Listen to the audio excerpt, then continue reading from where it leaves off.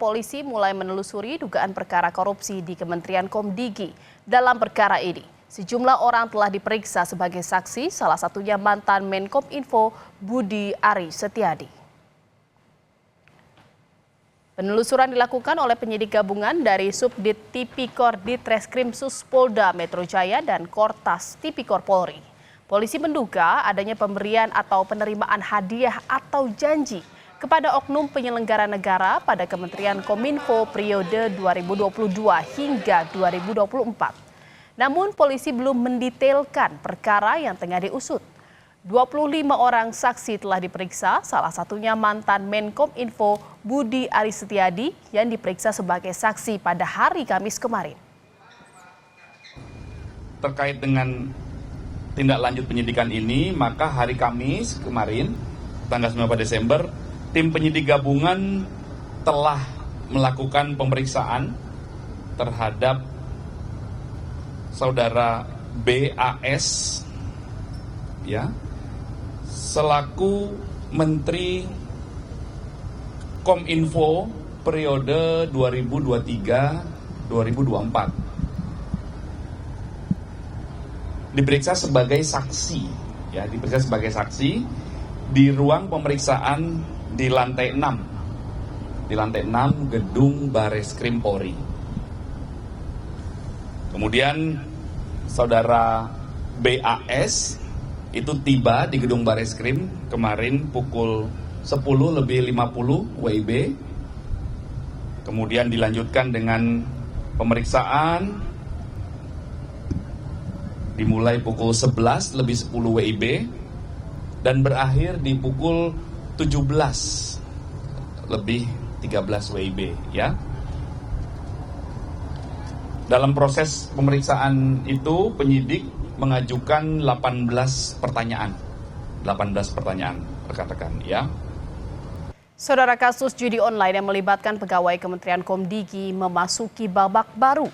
Bareskrim memeriksa mantan Menkominfo Budi Ari Setiadi untuk mendalami ada atau tidak keterlibatannya. Langkah ini didukung Komisi 3 yang menyebut pemeriksaan menyeluruh harus dilakukan. Ya, solusinya gimana, Pak? Lalu kita warga negara. Dan nanti katanya polisi mau mendalami, Pak. Gimana, Pak? Tunggu aja dalamnya nanti, Pak. Pernyataan kesiapan Budi Ari Setiadi soal mengaku siap diperiksa dalam kasus judi online kini diuji.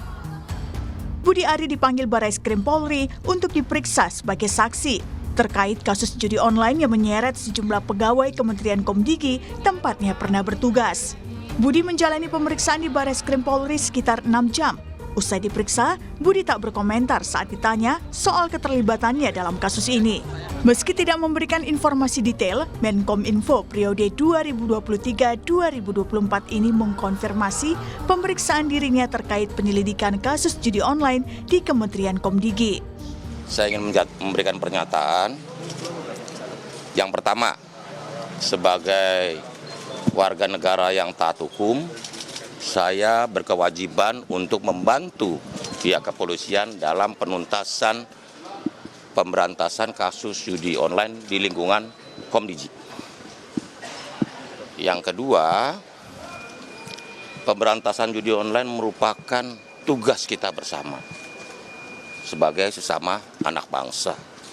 Karena itu perlu konsistensi dan keteguhan hati untuk menuntaskan pemberantasan judi online ini, terutama dalam perlindungan terhadap masyarakat. Yang ketiga, mengenai materi dan isi keterangan yang saya berikan hari ini, silakan ditanyakan kepada pihak penyidik yang berwenang. Langkah polisi memeriksa mantan Menteri Komunikasi dan Informasi Budi Ari juga didukung Ketua Komisi 3 DPR fraksi Gerindra Habibur Rahman. Habibur Rahman menyebut pemeriksaan menyeluruh diperlukan untuk memperjelas proses hukum dari penyelidikan kasus judi online yang melibatkan pegawai Komdigi. Ya bagus ya, silakan saja ya diperiksa. Pak Budi juga saya pikir akan